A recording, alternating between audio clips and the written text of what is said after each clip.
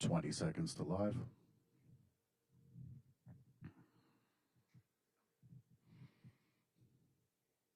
And 10 seconds to live.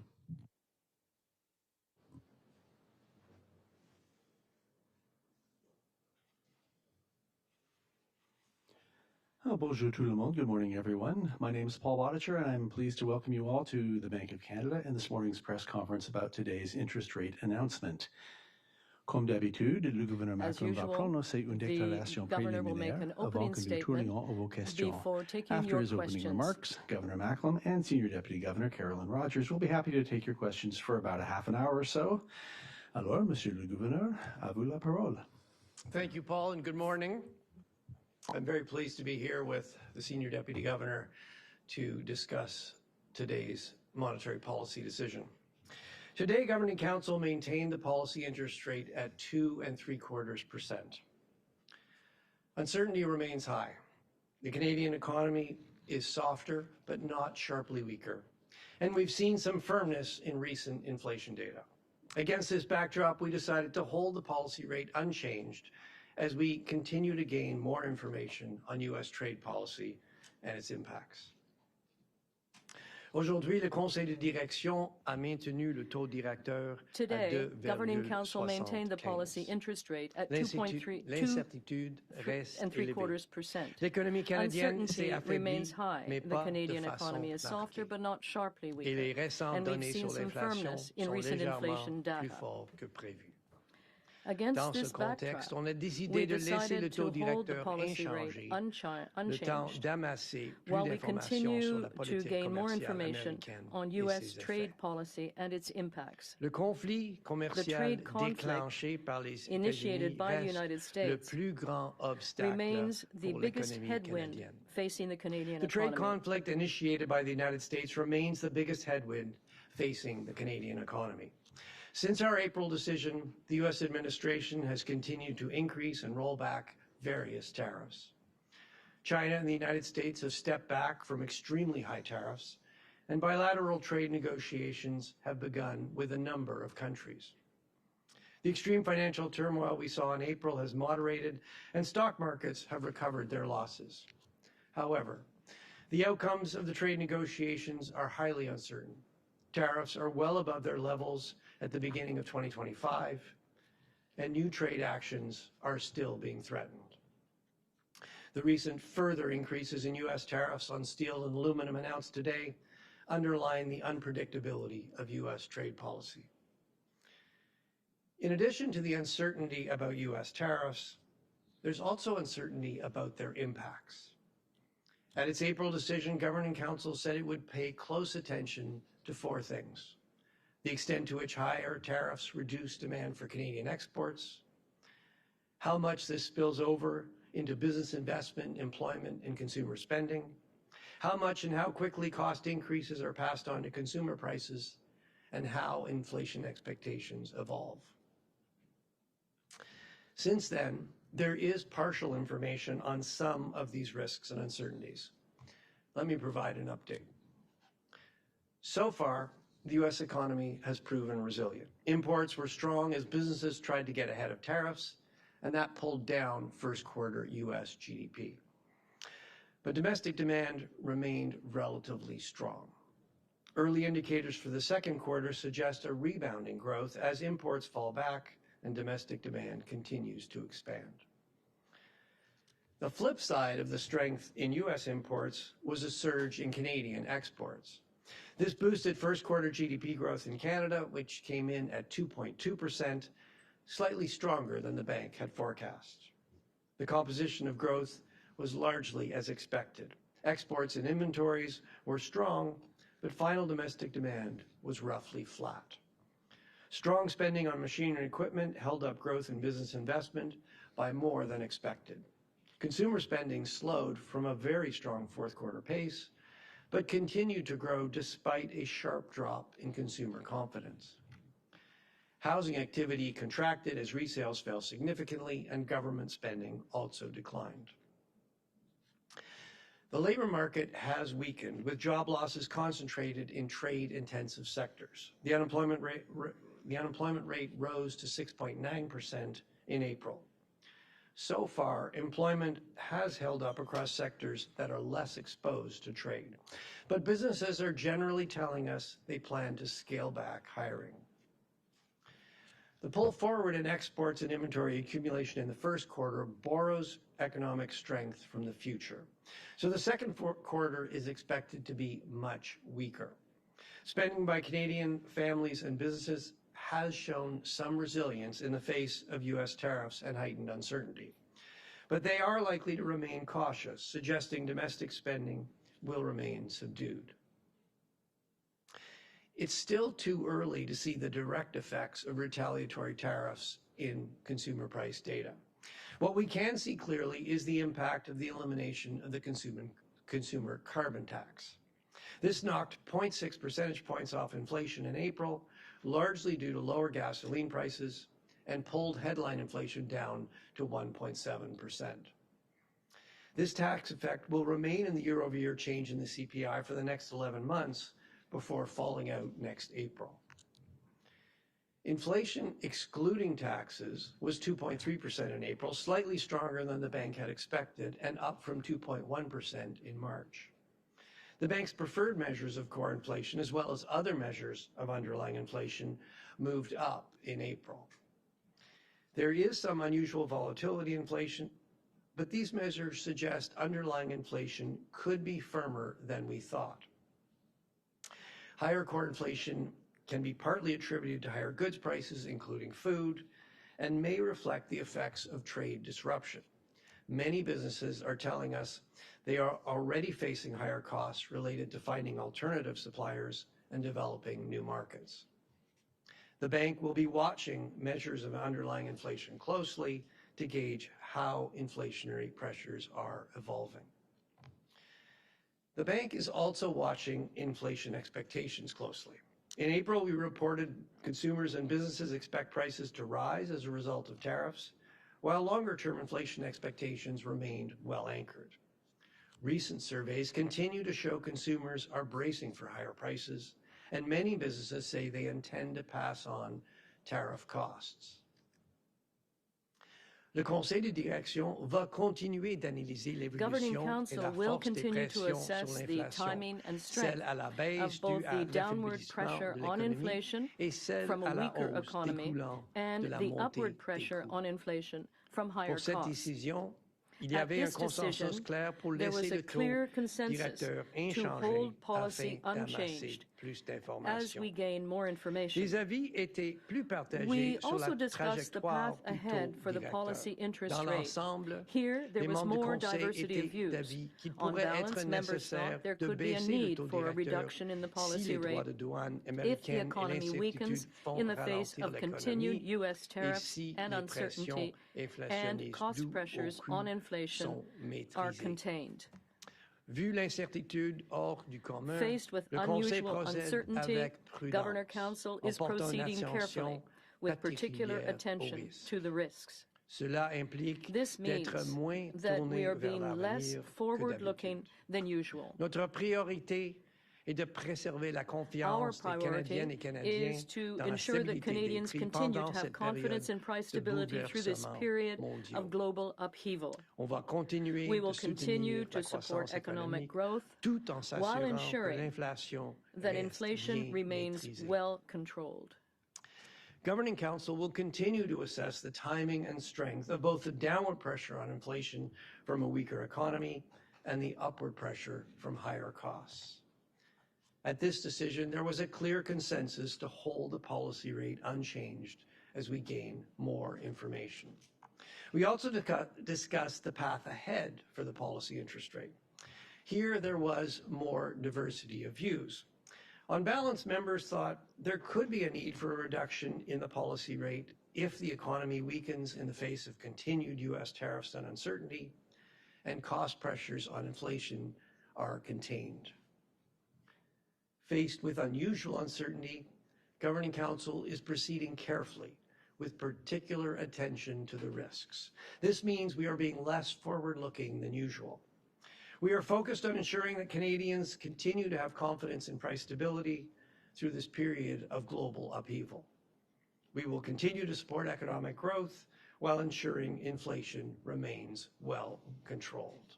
And with that, the Senior Deputy Governor and I will be very pleased to take your questions. Okay, thank you, Governor. We will go to questions now, and we'll start with the reporters here in Ottawa at the bank, and after that, we'll go to those who have joined us remotely. As usual, I'm going to ask you to please limit yourself to one question so every media outlet does have a chance to ask a question, and if I forget to do so, please state your name and affiliation. Avant de poser votre question, veuillez vous identifier si je ne l'ai pas fait, et comme toujours, libre à vous de poser vos questions dans la langue officielle de votre choix. So let's go to our first question here in Ottawa, and I'm going to start with Paul Vieira from the Wall Street Journal, please. Governor, does inflation need to slow in both May and June before senior bank officials would consider a rate cut on July 30th? Well, as I think you're suggesting, we will get two more CPI reports before our next decision in July. And yes, we will be looking at those carefully. I guess what I would stress is we did see, well, CPI ex tax moved up in April. And I think more significantly, if you look at our preferred measures of core, and in fact, if you look at a range of alternative measures of core, if you look at the distribution of price changes, the percentage above 3%, what you can see is they all moved up in April. That has got our attention. I will say, though, that there is some underlying volatility in inflation. Some of the components, particularly travel, tours, for example, have been very volatile. So you don't want to over-rotate on 1 month's CPI data. But the fact that quite a number of measures of core or alternative measures of core all moved up does make you think that underlying inflation could be a little bit firmer than we thought. So that is something we will be watching. And what we've indicated is that, look, we're looking at both those downward pressure on inflation coming from the weaker economy and the upward pressure on inflation coming from costs. And yeah, we'll have to factor all that in July. Okay, Kevin Carmichael from The Logic, please. Something of a follow-up on Paul's question, Governor. You said in your statement that you could be persuaded to lower rates going forward if inflation remains contained. What does contained mean? Is that contained at current levels, or do you need to see inflation come off a bit? Well, I know you'd like us to give you like one number. Here it is. That's the line in the sand. It just doesn't work like that. I mean, there is a lot of uncertainty. We're being less forward-looking. We still need to be forward-looking. So yeah, we're going to look. We're going to look and see. I think the big message here is, look, the Canadian economy is showing some resilience to tariffs. Yes, consumption was softer in the first quarter. You can see the impact of tariffs on consumption. But despite a really big drop in consumer confidence, consumer spending did continue to grow in the first quarter. Business investment was actually a bit stronger than we expected in the first quarter. So you can definitely see the impact of tariffs, but there is some resilience. Having said that, look, the longer these tariffs go on, the longer this uncertainty goes on, the more it's going to weigh on the Canadian economy, the more that is going to put downward pressure on inflation, and we will be watching that very carefully. But we are also conscious that there are cost effects of tariffs. We're seeing that already. The trade disruption, what we're hearing from firms is that the trade disruption is already adding costs. They're looking for new suppliers. They're developing new markets. That's adding costs. And the retaliatory tariffs that put in place, that is not in the yet in the CPI data that we have. You will see that start to come in the months ahead. So we will be looking at both those things, and as I discussed in the opening statement, in our deliberations, we did talk about the future path, and the Governing Council thought that there could be a need for a further reduction in the interest rate if the tariffs continue, if that creates more weakness in the Canadian economy, and if the cost pressures coming through in inflation are contained. I wouldn't interpret that as forward guidance. That was part of our deliberations, nothing more, nothing less. The only forward guidance we can give you really is as I've already indicated, given the unusual level of uncertainty, we are proceeding carefully, and what that means is that we're being less forward-looking than usual. Okay, let's go to Eric Hertzberg from Bloomberg, please. Hey, good morning. Question on the loonie. Given the potential for more hedging from Canadian investors, the very low starting point of hedge ratios right now, would the bank be willing to look through any material rally in CAD within the context of its policy framework, or would you folks view that and weigh it as disinflationary? I mean, as you know, Eric, we don't have a target for the Canadian dollar. We do, the Canadian dollar is one of the sort of balancing factors in inflation dynamics. I mean, the governor just went through in a lot of detail what we're looking at. There's no single metric we're looking at. We do think that the Canadian dollar has strengthened recently. We do think that's had some effect on inflation, but I mean, we have to weigh it against all the other dynamics. It's not a sort of, again, there's not a kind of magic formula or a single data point that we look at. Okay, let's go to Promit Mukherjee from Thomson Reuters, please. Good morning, Governor.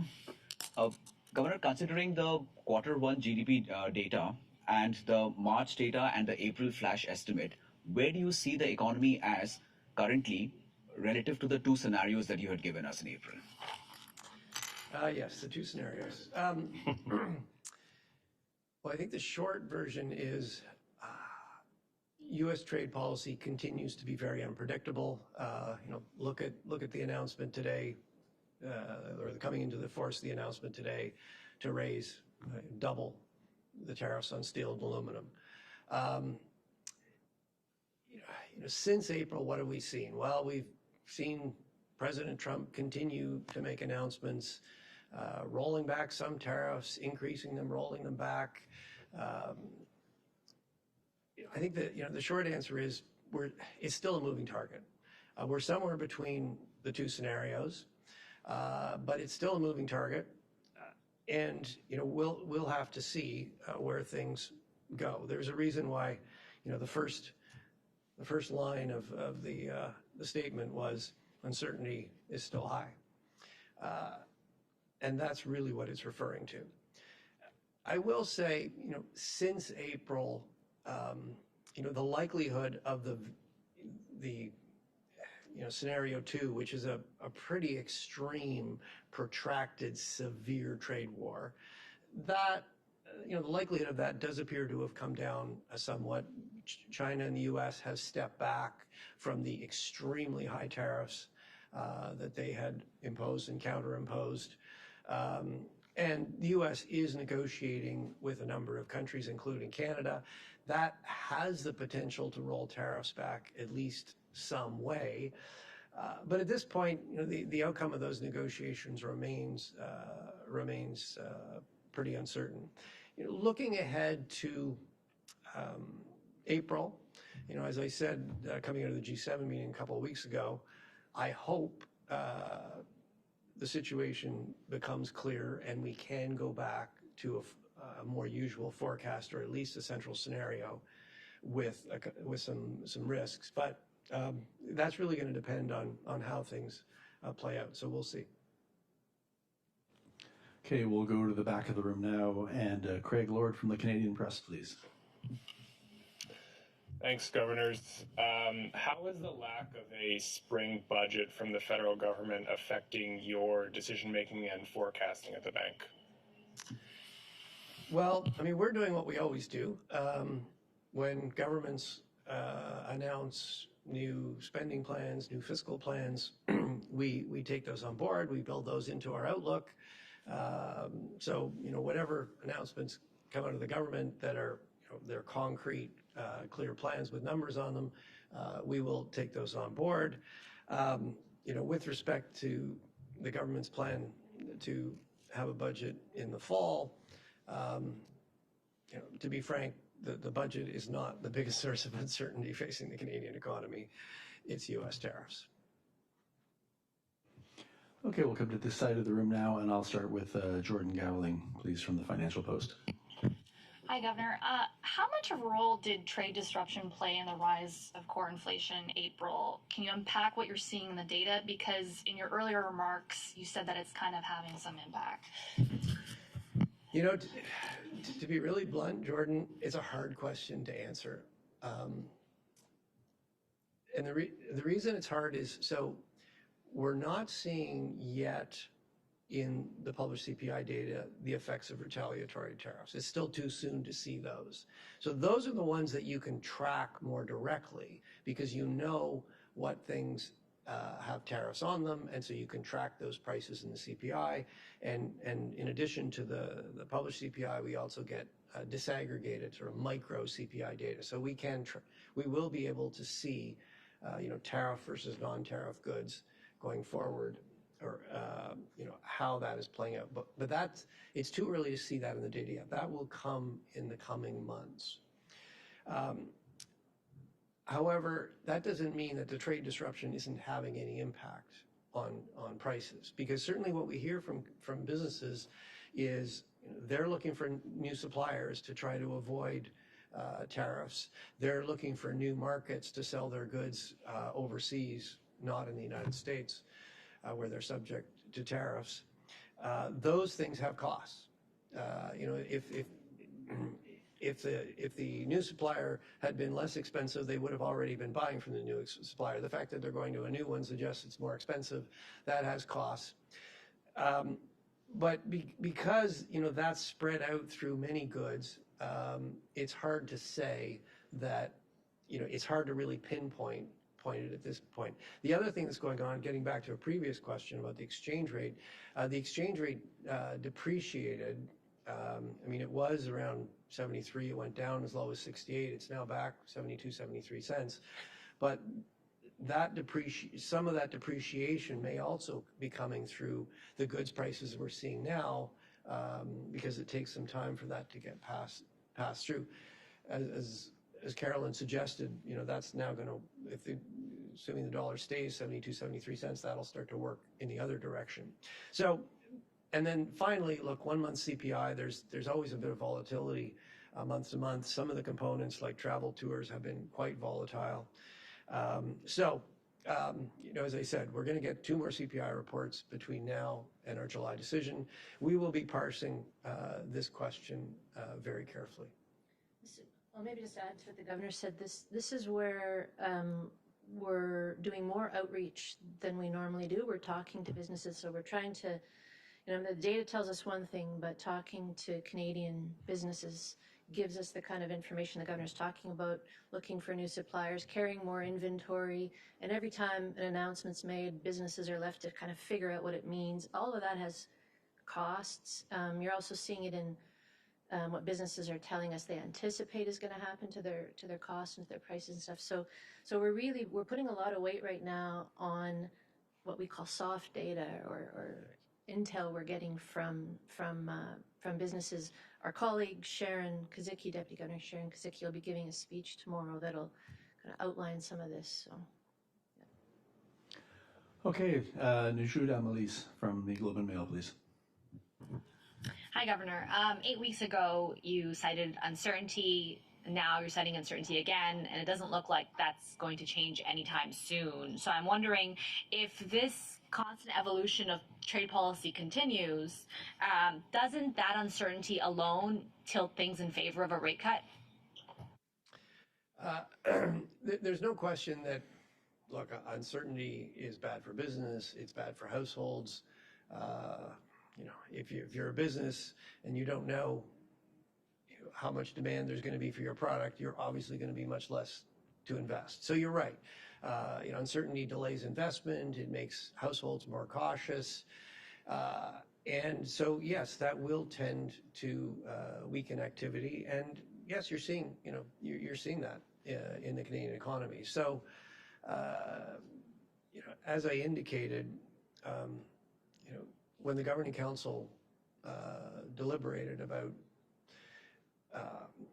the future path for interest rates, on balance, different members had somewhat different perspectives. There was, it's not surprising, particularly given the uncertainty, there's going to be some diversity of views about how things are going to play out and what that means. But on balance, the Governing Council thought that, if this uncertainty continued, if U.S. tariffs continued, and that continued to weaken the Canadian economy, and if the costs pressures coming through on inflation were contained, yeah, there could be a need for a further reduction in our policy interest rate. Okay, Mike Lacouture, please. Governors, thanks for taking our question. I want to sort of build on what Najib was saying and maybe take a step back here. As you attempt to try and provide this certainty to Canadians, how difficult is this for the two of you to sit there and try and balance all of this as things come from the United States that you can't predict and nobody else can predict? How unprecedented is this for you in the bank?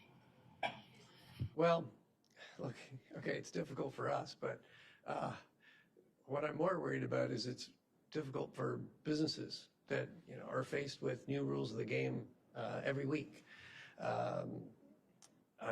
I'm much worried about households who are worrying about the possibility that they'll lose their job.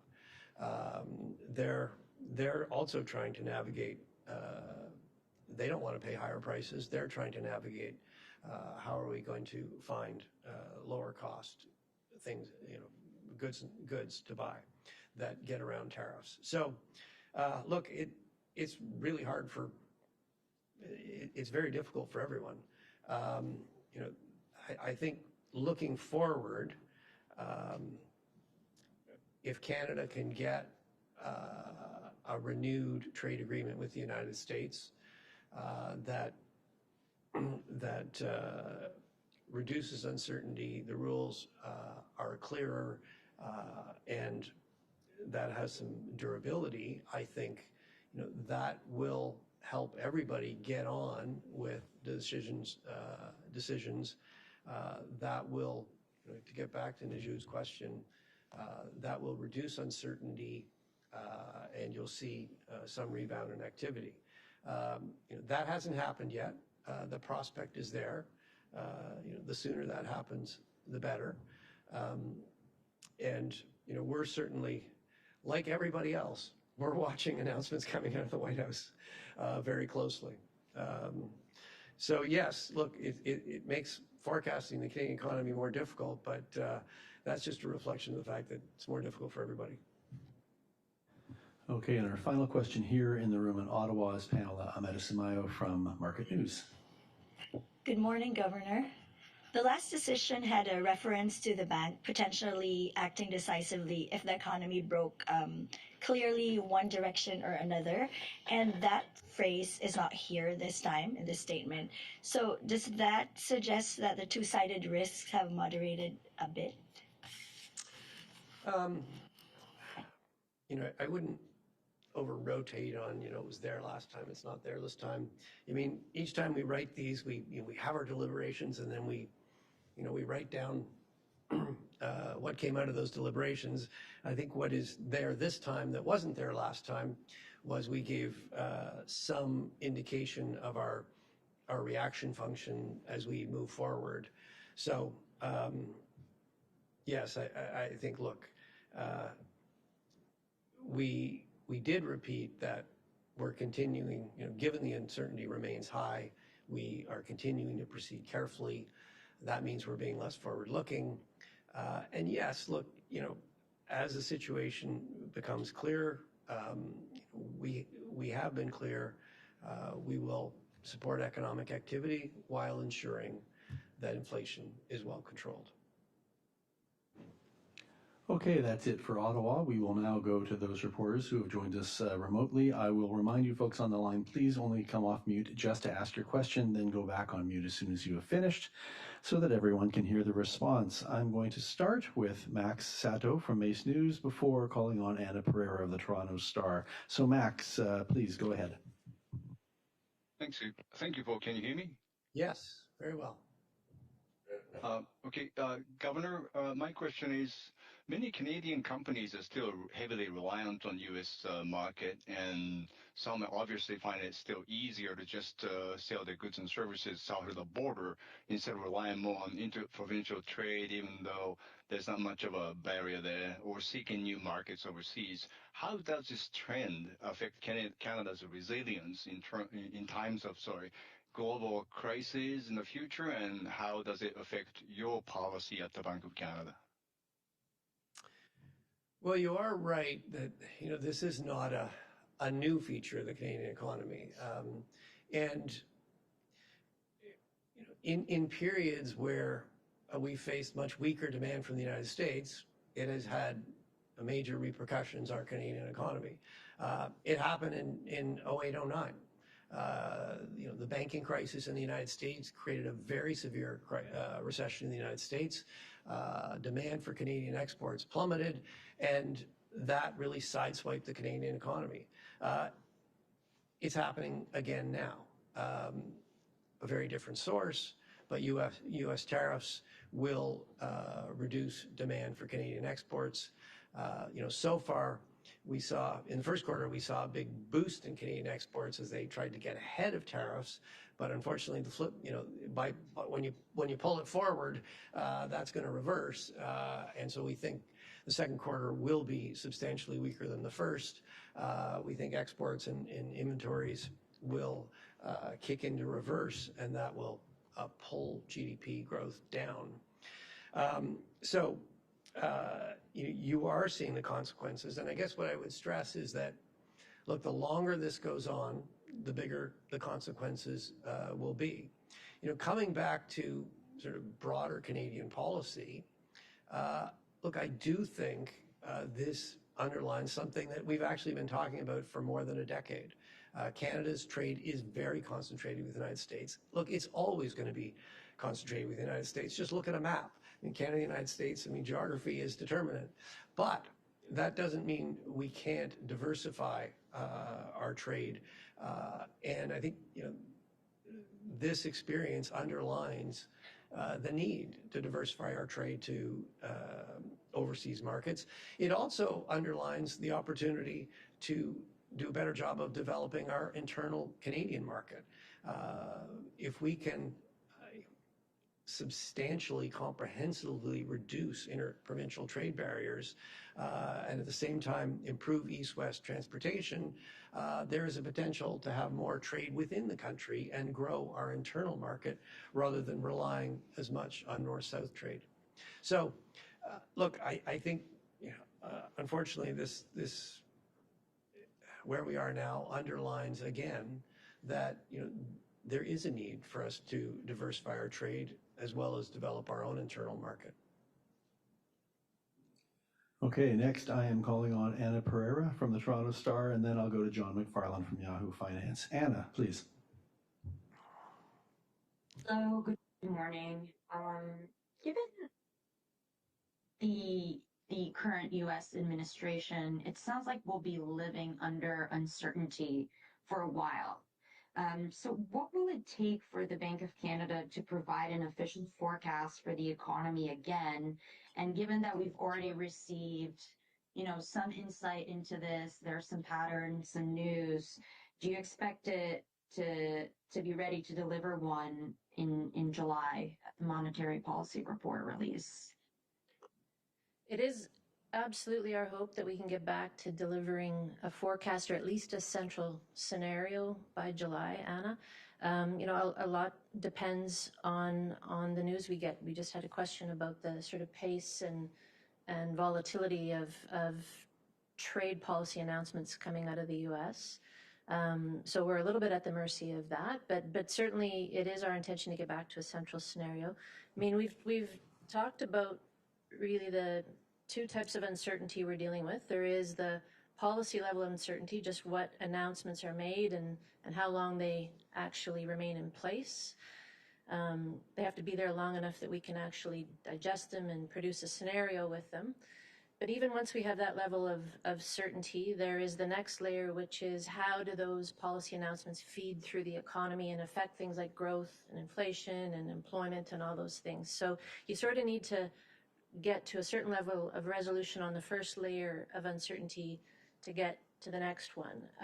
And that's really what a forecast does, is it gets to that second layer of variables. So it is our hope and our expectation that by July we'll be back there, but we'll need to wait and see. Okay, John McFarland from Yahoo Finance, before we wrap it up with Rob McClister. Go ahead, John. Hi, thanks for taking my question. You said there was a diversity of views on the path ahead and that there could be a need for a cut. We'll see the summary of deliberations coming up, of course, but I wonder if you could say more about the views expressed there, and especially the potential that we could be at what ends up being a terminal rate for now. Well, I think you're going to have to wait for the summary of deliberations. Look, I think the message was pretty clear. We discussed this. I think, different members of council have some differences. There's some differences of view on what exactly the most likely outcomes, the most likely path for U.S. policy is. There's some differences of views on, on the impacts those will have on the Canadian economy. But as I said, on balance, there was agreement across the Governing Council in the sense that Governing Council thought that if the tariffs continued, if the uncertainty continued, if the weakness, if there's further weakness, and if inflation is, those cost pressures on inflation are contained, there could be a need for a further reduction in our policy rate. As I said, don't take that as forward guidance. Take that as part of our deliberations, no more, no less. The forward guidance, the very limited forward guidance we can give really is what I've already said. We're proceeding carefully, and we're being less forward-looking than usual. And our final question is from Rob McClister of Mortgage Logic News. Go ahead, Rob. Good morning. Despite all the uncertainty, Canada's stock market is hitting record highs, and that suggests at least some optimism for an eventual trade resolution and economic bounce back. So while the bank doesn't comment on specific asset prices, do you consider the market's confidence to be a leading indicator, and how does it inform your outlook on growth and monetary policy? I mean, we've been saying for a while, Rob, that the markets appear to be optimistic, that prices are pretty high. Just a month or so ago in our financial stability report, we noted that markets look, at least in some sectors, to be priced to perfection. So, our advice or our comment on that really would just be you need to keep in mind the level of uncertainty and the potential for volatility. We saw a huge bout of volatility in early April as a result of the sort of initial round of policy announcements out of the White House. We didn't see market dysfunction, so that was a good thing. That means that there's enough sort of buffers built in for markets to absorb a certain amount of volatility. But we think that we're not out of the woods yet on that volatility, that uncertainty, though that could come back, and it's important that the different market players are sort of prepared for that. Before we close up, there's a couple things you didn't ask us about that I wanted to comment on. The first is the forest fires. We are watching the devastating forest fires in Western Canada, and we are very much thinking about the people whose lives are being terribly impacted. We very much hope these fires are brought under control, and we thank and salute the brave firefighters who are doing their very best to do that. These fires are having an economic impact. It's too early to give you an estimate. We will need to see, the situation is clearly pretty fluid. We'll need to see what the damage is. For now, the priority is clearly getting those fires under control and keeping everybody safe. And then the final thing I want to mention on a more positive note is go Oilers. Let's bring home the Stanley Cup. Thank you very much. That does conclude today's press conference. Thank you, Governor Macklem. Senior Deputy Governor Rogers, thanks for all of you for tuning in. We'll see you next month.